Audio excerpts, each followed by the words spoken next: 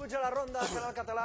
Hem de parlar de moltes coses. La primera, el Barça segueix líder, el Madrid ha guanyat davant l'Atlètic de Madrid. Jo ho publicava al Facebook i ho sento molt, perquè m'encanta l'Atlètic de Madrid. Soc un gran afeccionat als matalassers, però m'agradaria que baixessin a segona com a culer, perquè és que el Madrid té 6 punts segurs abans de començar la temporada cada any. I al camp de l'Atlètic de Madrid, els primers 5 minuts ja podeu apostar a Stan James, que marcarà un gol al Madrid, sigui qui sigui. En fi, que ha guanyat el Madrid amb dificultats, amb dificultats que tenien el Mantaneu, així de petitó, o més petit encara, però Sant Casillas, Renoi, va tornar a salvar els trastos al conjunt blanc. Parlarem d'això i també del partit de demà del Corcón i de moltes coses més amb contertulians de luxe, com sempre. Jesús Mariano Angoy, ex-Dream Team, gràcies, Jesús.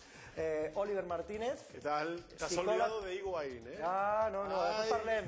Psicòleg esportiu i, a més, m'han dit gran èxit la conferència de l'altre dia. Més de 160 persones i bons convidats. Es que muy bien. Alfredo Martínez, cap d'esports. Buena nit, y Pedro Forever, ¿no? Que sigue marcando Pedro muchos Forever. goles. Sí, le pese a quien le pese. Cap d'esports d'Onda Cero Catalunya, Cristina Cubero, cap de Relacions Externes de Mundo Deportivo, i aquí un sotsdirector del diari, ha estat mirat per tothom, com Tomàs Guas. Perea Forever.